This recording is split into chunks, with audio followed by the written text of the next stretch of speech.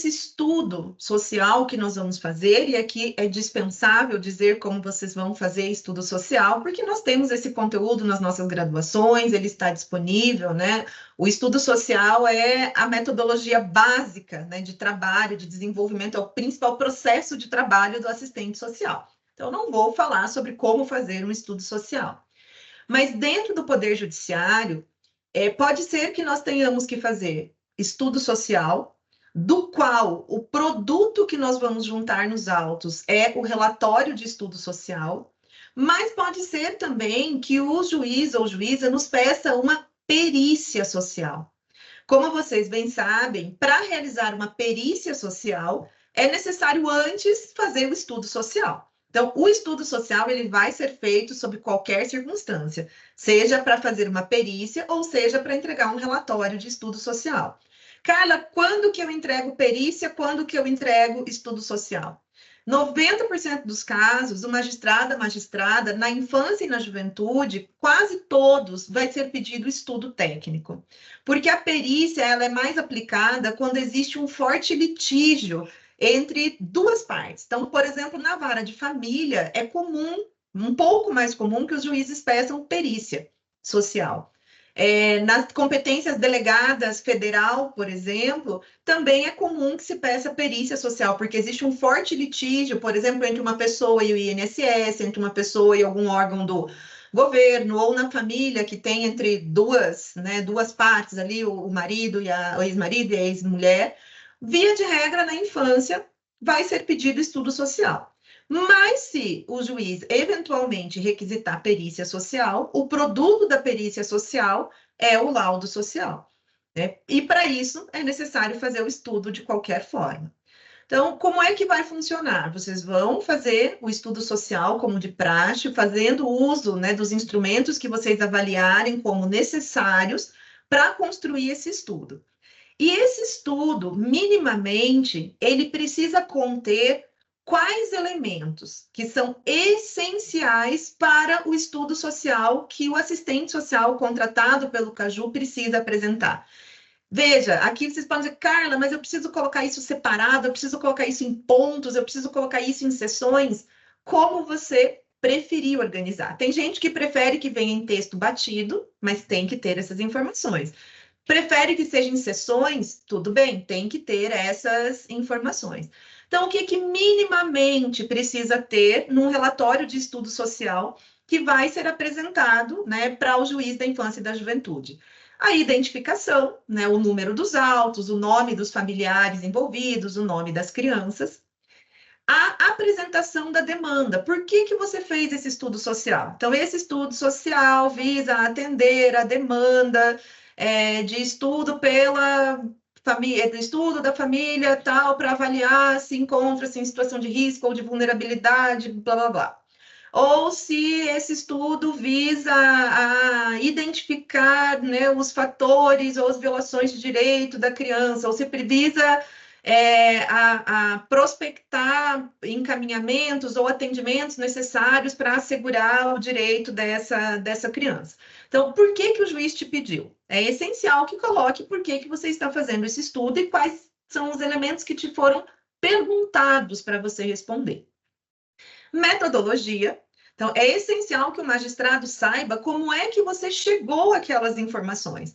Então, para a realização do presente estudo, foram feitas 2 visitas domiciliares, uma visita institucional, entrevista individual, entrevista grupal, com tais e tais pessoas, foram feitos contatos por e-mail, foi feita observação. É essencial que você explique, embora você tenha autonomia para escolher esses instrumentais que você vai usar, é essencial que você diga ao juiz quais você usou, para que ele também se sinta seguro, né, de que você fez esse estudo utilizando-se de métodos validados, científicos, né, aceitos dentro da nossa profissão.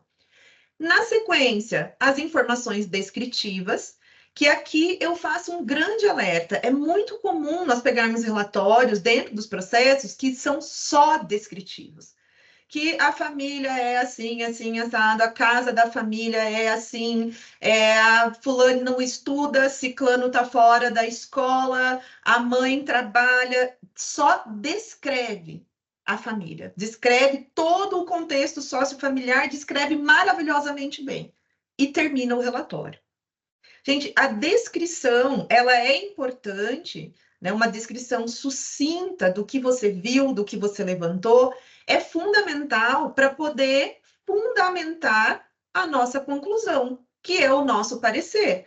Então, eu fiz visita, eu fiz entrevistas, eu fiz observação e eu identifiquei que essa família funciona assim. Ela tem acesso a todas essas questões, ela mora aqui, ela se relaciona de tal forma, tem pessoas de afinidade dela que ajudam a cuidar, ela está fazendo acompanhamento psicoterápico no CAPS, a criança, a gente vai descrevendo. Só que tudo isso precisa ser concluído de forma técnica, científica e fundamentada. Então, é essencial que você faça uma boa descrição, mas que esses dados eles sejam analisados à luz dos nossos referenciais técnicos científicos, fazendo uso da instrumentalidade do serviço social, né, da nossa base teórico-metodológica, da nossa base ética-política e dos nossos fundamentos técnico-operativos, para que possamos ofertar conclusões fundamentadas, né, sob pena dos nossos pareceres ficarem falhos, né, ficarem pouco sustentados. Então, eu preciso descrever e eu preciso concluir. E aí, a conclusão é uma questão importante, porque muitas vezes não é possível a gente concluir claramente alguma coisa. Não é possível a gente dar respostas que muitas vezes o magistrado espera.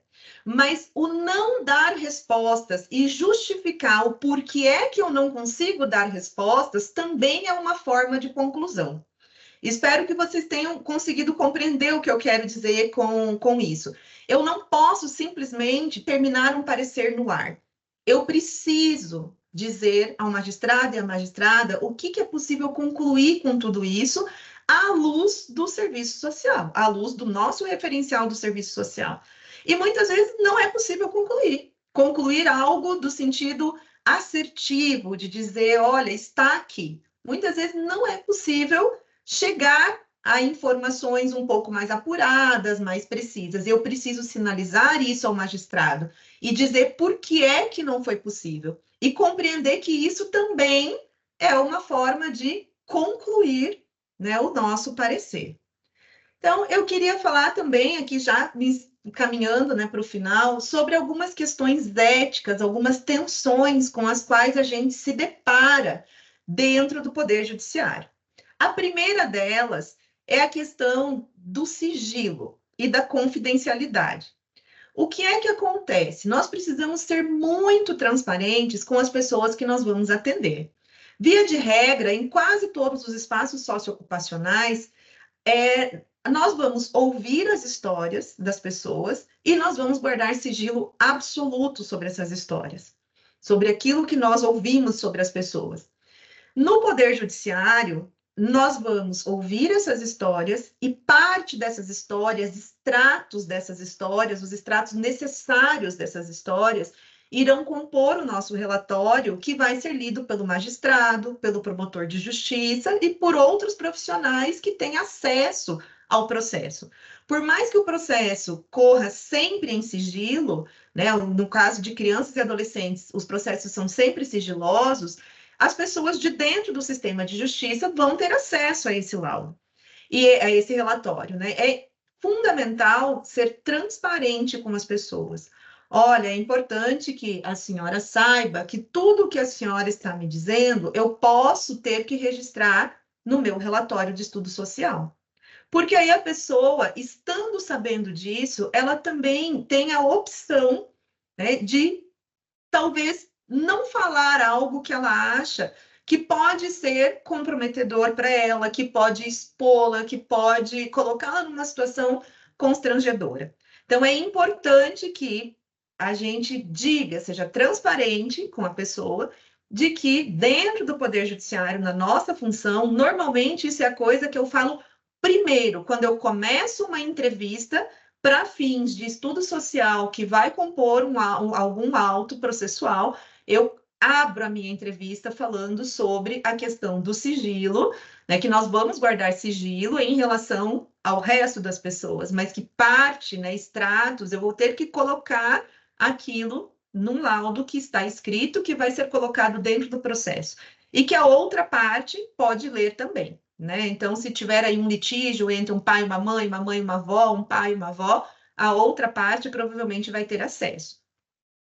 Então, outra questão é a imparcialidade, né? Neutro nós não somos, né? No serviço social nós sabemos que o nosso posicionamento ético, técnico e político, ele não é neutro. Mas na justiça nós precisamos ser imparciais, que é bem diferente de ser neutro. O que é ser imparcial? Analisar todas as partes com o mesmo olhar. Enquanto profissional atuando para o Poder Judiciário, eu não posso pender para um lado ou pender para o outro já de início. É claro que ao final, ao concluir um relatório, muitas vezes nós vamos ter que nos posicionar em relação a muitas coisas. Sempre vamos ter que nos posicionar. E muitas vezes vamos ter que nos posicionar contrário, né, a alguma das partes dentro do processo. Mas nós fazemos isso de forma imparcial e fundamentada. Porém, o fato de sermos imparciais não tira de nós a obrigação de sermos empáticos com as pessoas. O que é que eu quero dizer com isso? Eu vou atender uma pessoa e ela chora, ela tá triste, ela manifesta sentimentos e eu vou ficar lá duro na queda, né, sem esboçar nenhum sentimento, sem acolher, sem ser afetivo com aquela pessoa, porque eu preciso ser imparcial, né? Eu preciso ser imparcial, mas ser também acolhedor, empático, né? Aguardar o tempo das pessoas, não forçar as pessoas a falar as coisas, também faz parte do nosso processo ético de trabalho. Outro ponto, né? Outros pontos que eu já até falei, vou passar um pouco mais rápido, é a questão dos limites de intervenção, né, dentro da nossa área. No Poder Judiciário, nós não fazemos as intervenções diretas, então nós não prestamos atendimento, acompanhamento a essas famílias nas suas necessidades diversas. Então, nós precisamos apontar dentro dos nossos relatórios os encaminhamentos necessários para que essa família tenha seus direitos assegurados. E isso, muitas vezes, gera em nós processos de muita ansiedade, de aflição, de angústia, porque você está ali de frente com aquela criança, com aquela família, detectando que ela precisa de inúmeros encaminhamentos, que ela precisa de proteção, mas nós não temos os serviços, né, para ofertar, para poder tirar, né, melhorar, amenizar aquela situação daquela família. Nós dependemos do Poder Executivo. Então, aí entra os bons relatórios, os relatórios fundamentados, bem concluídos, que indiquem, que sugiram ao magistrado e à magistrada que serviços precisam, dentro da rede, ser acionados para que essa família e essa criança sejam protegidas. E aí entra uma questão fundamental. Eu só consigo encaminhar para os serviços adequados quando eu conheço os serviços existentes naquela rede. Então, se eu vou atuar como perito, como auxiliar da justiça, nas cidades XYZ, é necessário que eu conheça a rede de proteção daquela cidade, para que eu possa saber para onde encaminhar, né, e como atuar, como sugerir ao magistrado, né, formas de atuar, de encaminhamento para aquela família. Um outro ponto acerca da ética fundamental, que está ali no nosso último item, é sobre o que se registra no relatório. Não é necessário, nem viável, nem recomendável que o nosso relatório contenha tudo o que a gente sabe sobre aquela família. Primeiro, porque tem coisas que podem expor aquela pessoa. Segundo, que tem coisas que não guardam relação direta com o objeto que está sendo estudado. Então, quando nós vamos atender uma mulher, um homem, um pai, uma mãe, uma avó, eles acabam, no decorrer, nos contando inúmeros fatores. Mas nem todos têm correlação direta com aquilo que a gente está tratando. Ou tem correlação direta, mas não vai influenciar em nada na minha conclusão. Seriam informações que eu colocaria apenas por colocar, porque não vão influenciar no resultado final e ainda podem, né, expor essas famílias, constrangê-las. Então, tomem muito cuidado com aquilo que se registra no relatório.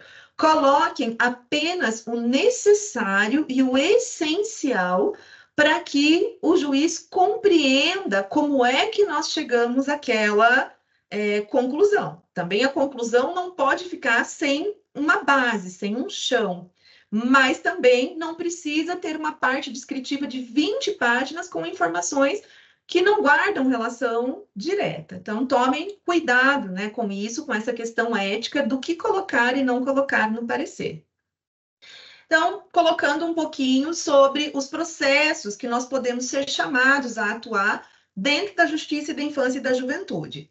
As medidas protetivas, incluindo a medida de acolhimento, que eu já falei lá no começo, destituição de poder familiar, que é o procedimento que eu comentei, né, lá atrás, sobre fazer o estudo com a família, com vistas à permanência ou não dessa criança com a família, com a possibilidade de retirada, né, do poder familiar e encaminhamento dessa criança para família substituta. Procedimentos de adoção, que a Ângela vai falar ou já falou para vocês, depende da ordem aí que assistiram o vídeo, e procedimentos da área infracional, que eu vou falar um pouquinho rapidamente aqui para vocês.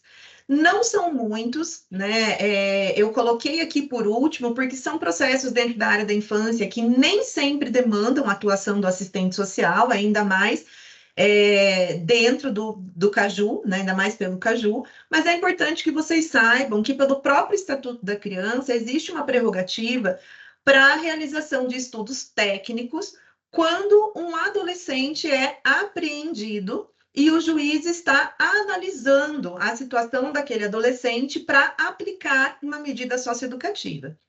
Então, aqui, o que é que eu quero chamar a atenção? Assim como nas medidas protetivas, na área da medida socioeducativa, o papel do nosso estudo é também o de garantia de direitos.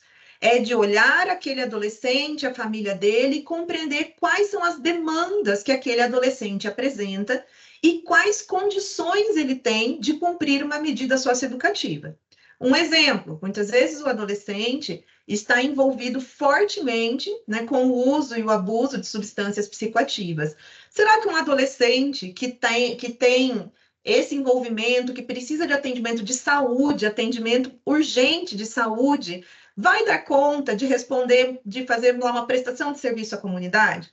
Então, é esse olhar. Né? Será que esse adolescente ele está na escola, ele está se profissionalizando? Como é que está a vida desse adolescente e da família dele? É esse subsídio que a gente vai ofertar para o juiz, para que o juiz possa tomar uma decisão quanto à aplicação ou não de uma medida socioeducativa para o adolescente.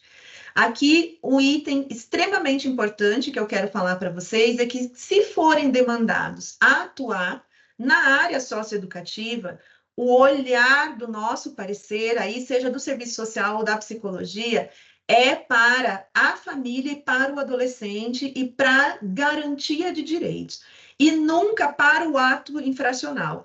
O nosso papel dentro desses processos não é explicar por que o adolescente cometeu determinado ato infracional.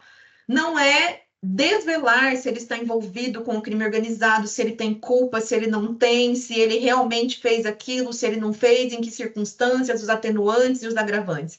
Não é esse o nosso papel. O nosso papel é fazer um olhar, uma análise integral do adolescente e da família e tentar avaliar quais seriam os melhores encaminhamentos para que esse adolescente seja, sim, responsabilizado pelo ato que cometeu, mas que ele também tenha, né, os seus direitos assegurados e possibilidade de prospectar um outro caminho. Então, essa é um pouco da nossa atuação em relação aos adolescentes em conflito com a lei.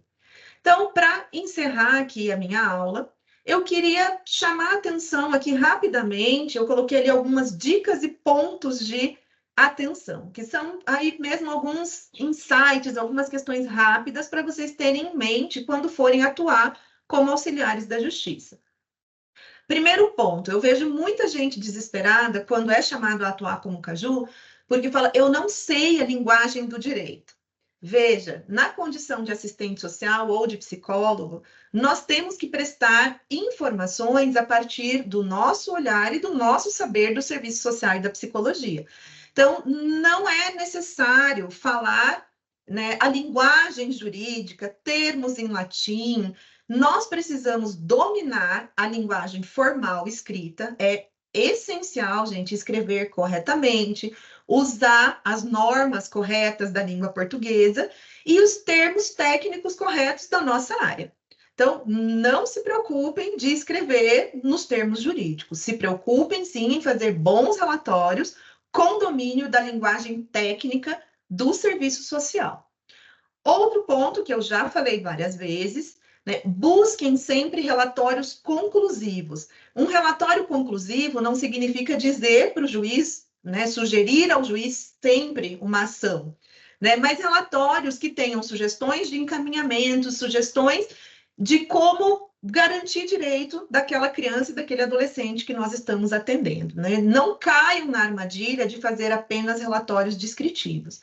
Né? O relatório descritivo, além dele não ter muita utilidade, nós damos a outras pessoas, né, a possibilidade de ler aquela descrição e tirar as suas próprias conclusões. É claro que o magistrado e a magistrada, ele pode fazer isso, né? É da função dele tirar as suas próprias conclusões, mas nós temos a obrigação de concluir à luz do nosso conhecimento técnico os nossos relatórios. Outro ponto fundamental quando chamados a atuar na infância e na juventude é que vocês precisam sempre buscar responder o que foi perguntado. Então, muitas vezes a gente vê relatórios que falam milhares de coisas, mas não respondem ao que o magistrado queria saber, ao que ele perguntou. Então, nós podemos responder ao que ele perguntou e colocar milhares de outras coisas que entendemos necessárias, porque quando a criança chega, ela chega num recorte. Quando eu faço um estudo social amplo, contextual, eu descubro outras coisas sobre essa criança. Então, muitas vezes chega lá um processo de medida protetiva, mas eu descubro um irmãozinho da criança que estava em situação de trabalho infantil. Eu descubro um monte de criança que estava lá naquela casa que não estão com a carteira de vacina em dia, por exemplo. Então, são coisas que o juiz não me perguntou e que eu posso colocar no processo, ali no meu laudo, de forma a pensar em encaminhamentos para garantir direito. Mas eu tenho que também responder aquilo que foi perguntado. Senão, depois vocês ficam bravos com o magistrado que fala, doutora, fica me devolvendo o meu laudo para eu complementar. E isso vai acontecer se vocês não responderem necessariamente aquilo que foi perguntado. Ainda, como eu já disse, que a resposta seja, doutor, não foi possível concluir porque não tinha elementos suficientes. Isso é uma conclusão. Dizer que não foi possível concluir porque, como eu já disse, também é uma forma de conclusão que, quando ocorrer, precisa ser apontada e fundamentada. Outra questão, que acho que já ficou bem claro, é não cair na armadilha de perder a perspectiva de totalidade. Então, repetindo o que eu falei no começo, toda criança está em uma família, que está num bairro, que está num território, que está numa cidade, que está num país e que está no mundo. Né? Não perder essa perspectiva de totalidade é essencial para não fazer relatórios estigmatizantes, recortados, pontuais. Não querer buscar verdades jurídicas, né, que aí está diretamente ligado ao último item ali, né, de não se revestir do poder de autoridade. Às vezes a gente pode cair nessa armadilha de estou trabalhando a serviço da justiça. Já viram aquelas assistentes sociais de filmes americanos que chegam com aquele crachá, com aquela cara de brava, né, se impõe, põe medo na família, a família fica desesperada, meu Deus, será que eles vão levar meu filho embora? Não é isso. A nossa postura precisa ser sempre, mesmo que a serviço da justiça, precisa ser uma postura afetiva, acolhedora, abrangente, nessa perspectiva de totalidade, de compreender a família, de não culpabilizar, né, essa família, não estigmatizar e tentar propor, né, usar a justiça de forma positiva e afirmativa para garantir os direitos. E outro item que estava ali também junto com esses outros é não trabalhar na perspectiva de produzir prova. Às vezes eu ouço, né, alguns colegas falando assim, ai, não, porque eu preciso encontrar um indício que me prove isso. Não, você não precisa necessariamente. A função nossa não é produzir provas. A nossa função é fazer um estudo social amplo, contextual, abrangente, com vistas a garantir direitos e atender ao melhor interesse da criança e do adolescente, que são, ao tempo que objetos do processo, também sujeitos, né, de direitos dentro daquele contexto. Então, eu deixei aqui também para vocês, me encaminhando aqui para encerrar, deixei para vocês as referências bibliográficas que eu usei. Tem alguns materiais que são essenciais, especialmente busquem os livros da Eunice Fávero, que é uma das melhores autoras, uma das mais completas aqui no Brasil, que trabalha com a questão do trabalho do assistente social dentro do Poder Judiciário.